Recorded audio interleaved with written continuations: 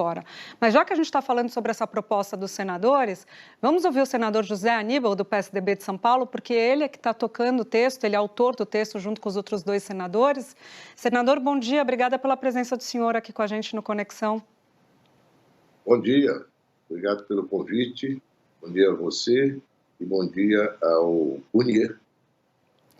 Quer começar, Burnier? Já falei tanto. Vamos lá, Judinha. Era isso, senador. A gente queria ouvir o senhor, agora que o texto foi feito, foi elaborado, tem essa resistência da equipe econômica em relação a deixar a parte dos precatórios fora do teto. Como é que o senhor vê as críticas do ministro Paulo Guedes a isso, a essa proposta de vocês? Olha, em primeiro lugar, dizer que o orçamento foi muito mal feito. A gestão da política econômica do governo é muito mal conduzida. E toda essa história só apareceu exatamente porque o Brasil estava, nos meses de junho, julho, ameaçando uma boa retomada do crescimento da economia. Logo depois de tudo que o presidente fez, inclusive a tentativa de golpe, a economia começou a travar, começou a abortar o crescimento da economia.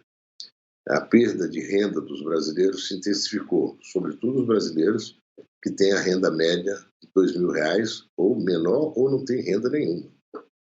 Então, se tornou urgente fazer esse auxílio emergencial. E ao fazer o auxílio emergencial, como o governo faz normalmente, ele manda uma PEC cheia de méritos, que é de conceder auxílio de R$400 mês para 17 famílias brasileiras. Então, não tem a da miséria e da fome.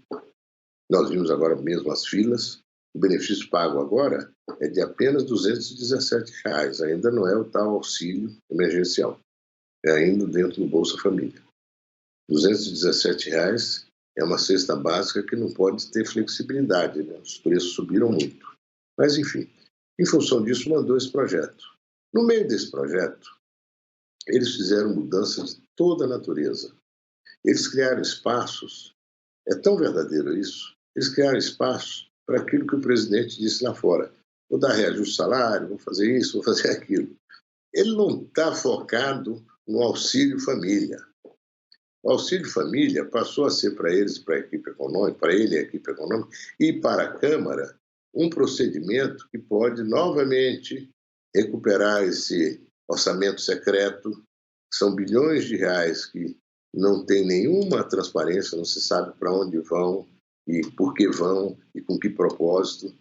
O governo já abrindo novos espaços fiscais, não só para o auxílio, mas para outras coisas. Enfim, então mandou essa proposta para lá, chegou aqui na Câmara, nós vimos que é uma proposta muito ruim, muito difícil de ser aprovada aqui. Nós tentamos, eu e os outros dois senadores, Olho Visto e Alexandre Vieira, nós tentamos operar por dentro, reduzir as despesas do governo, acrescentar receitas por reduzir incentivos tributários. Isso nos permitiria chegar a 60, 70 bilhões de reais, mais que suficiente para o auxílio emergencial de 50 bilhões, que somados aos recursos da Bolsa, do Bolsa teria mais 35, seriam 85 bilhões de reais. E nós, então, fomos com esse espírito conversar com o líder do governo, para não dizer, olha aqui, dá para cortar 10% do gasto de custeio do governo, são 98 bilhões para o ano que vem. Será que não pode cortar 10%? Deixa água, luz, telefone como estão, mas corta em outras coisas do custeio. Não vão prejudicar o funcionamento da máquina pública, não tem nada de salário aí dentro. Corta 10%, eu acho que podia cortar até mais. Tem incentivos fiscais que o governo está cortando o ano que vem, no valor de 22 bilhões de reais, usa isso para o auxílio emergencial. Até porque as receitas do governo estão boas, atualmente, apesar de toda a crise. De outro lado, trabalha um pouco sobre questões como o Fundef, pega os 16 bilhões do Fundef e paga, é extrateto. Propomos isso tudo. Aí vimos que havia intransigência do lado de lá. E ontem chegamos a uma proposta bem simplificada. Tira os precatórios do teto, são 81 bilhões de reais, né? 89 bilhões de reais, fica fora do teto. Ou seja, não está no orçamento, o governo pode dispor desses recursos para fazer o auxílio emergencial. Não só o auxílio, como 25 bilhões nós estamos destinando aí para reajustar os benefícios previdenciários, o salário mínimo e também os benefícios de prestação continuada. Tudo na área social. Tira esses 25, de 81, nós vamos ter ainda 64. Não quero errar no número. O mais 35 que tem para o Bolsa Família tem 99 bilhões de reais para o auxílio emergencial, o que propicia um auxílio emergencial não para 17 milhões de famílias, mas para 21 milhões de famílias, R$400 por mês. E o governo pode ter esse procedimento como procedimento padrão para os anos vindouros, porque, por incrível que pareça, o Brasil está com uma perspectiva de crescimento para o ano que vem já chegando próximo do negativo, estagnação. Não vai crescer renda do trabalhador, não vai crescer emprego. Ele está se prevendo que o Brasil vai viver uma década sem um pleno emprego, enfim. Então, que esse auxílio tem que continuar no tempo. A questão do tirar os precatórios do teto, diferentemente do que diz o ministro, isso é dívida líquida e certa.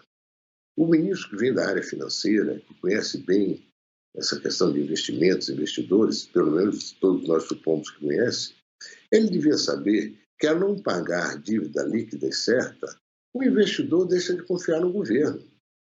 Tem muito investidor que está investindo no Brasil, por exemplo, em PPP.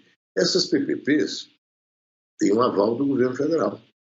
O investidor põe dinheiro lá, tem aval. Se o Estado ou o município não pagar, o governo federal se responsabiliza.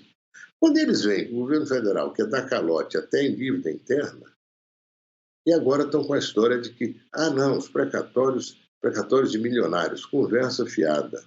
Dos 90 bilhões de precatórios, 15% só são precatórios de milhões.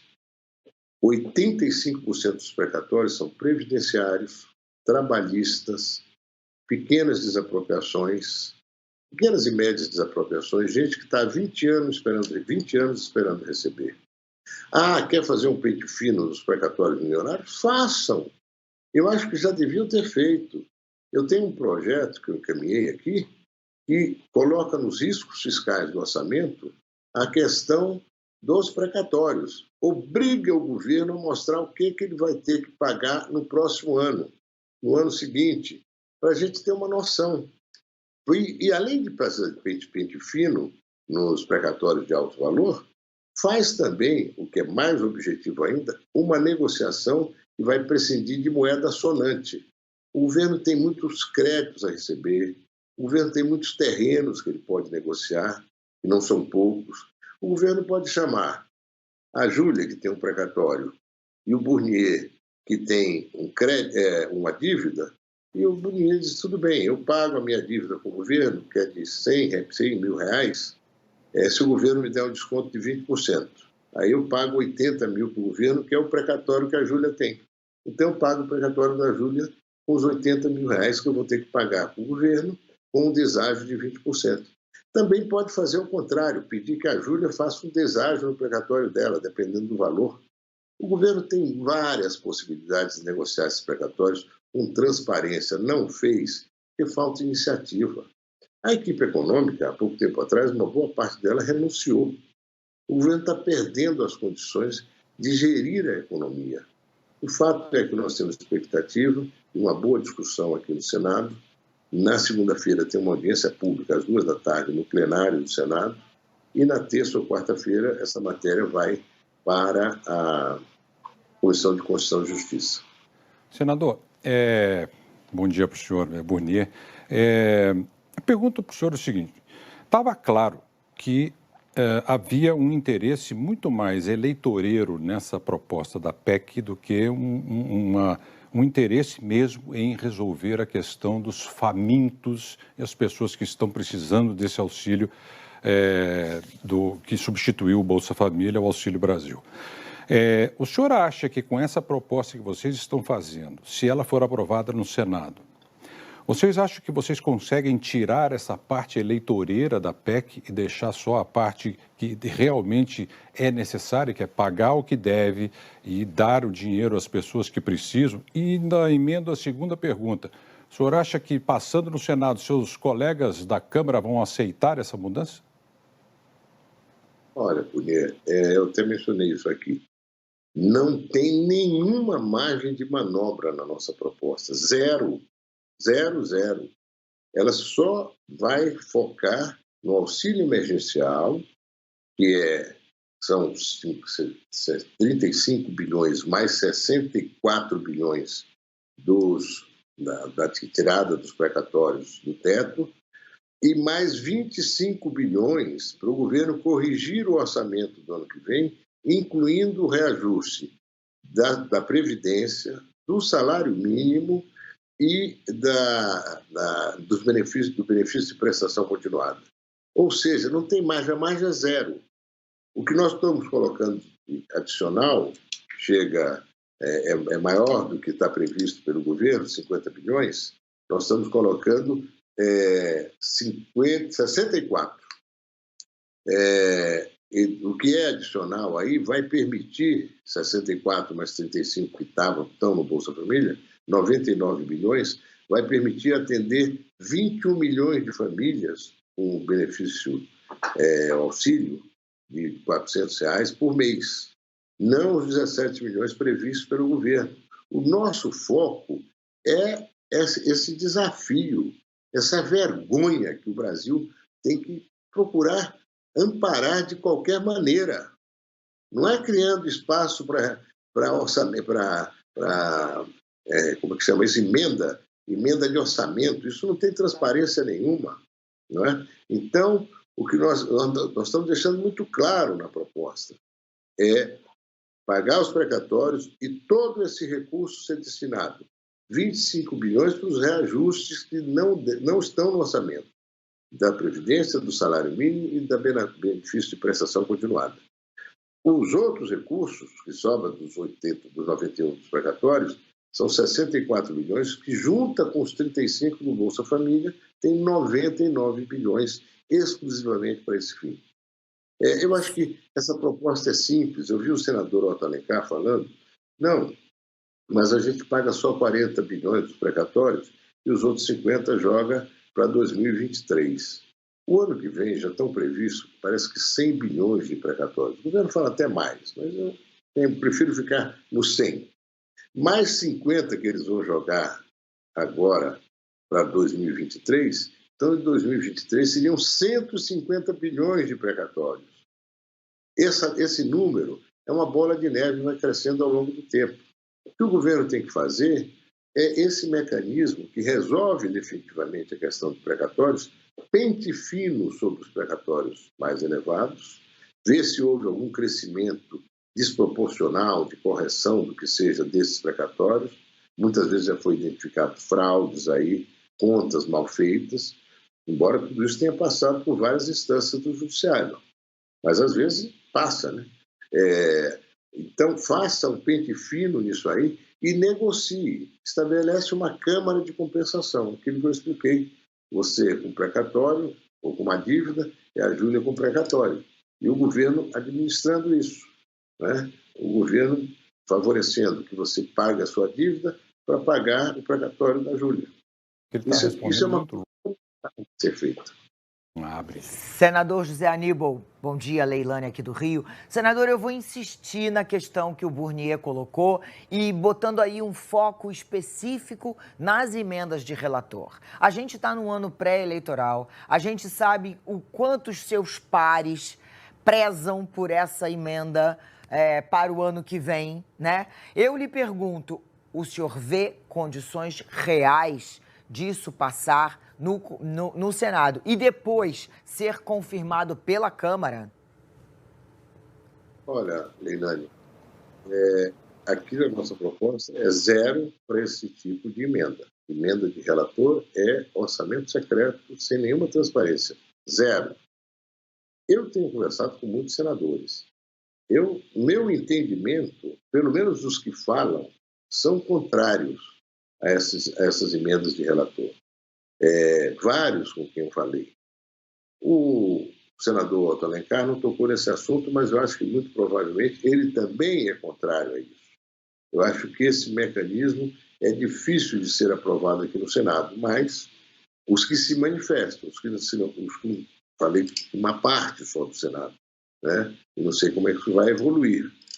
Já tem as emendas de bancadas e dos parlamentares. Elas já existem. Elas são expressivas.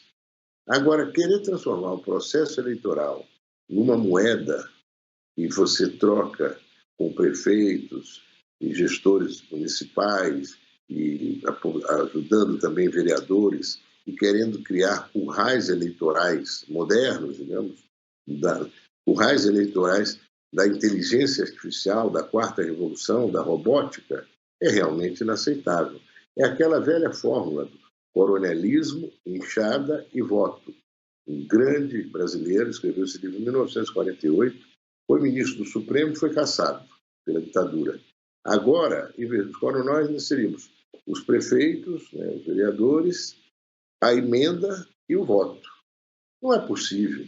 Isso prescinde totalmente de uma abordagem clara, transparente, de políticas públicas.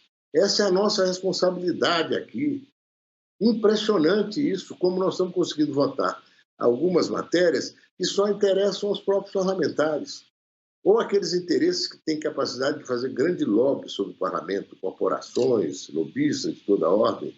Os interesses difusos da sociedade estão ali naquela fila que vocês estavam mostrando para receber R$ 217 de um auxílio para comprar comida.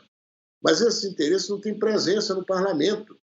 Aparece na mídia, a gente vê a olho nu nas ruas, sobretudo das grandes cidades, mas tem dificuldade de entrar aqui. Essa é uma questão que ou nós resolvemos, ou o crédito da política, das instituições, vai ser cada vez pior. Porque não estamos falando com a sociedade. Se não estamos falando com a sociedade, nós fazemos o quê? Nos atribuímos recursos para prescindir de qualquer discurso, que não temos o que apresentar, e aí o prefeito dá um jeito de pedir voto para nós, o vereador também, porque nós ajudamos a cidade, uma verba daqui, outra verba dali. Isso é péssimo, não é essa a função do parlamento. Senador José Aníbal, muito obrigada pela entrevista, pelas informações. A gente vai seguir acompanhando esse assunto. Obrigada, bom dia. Obrigado.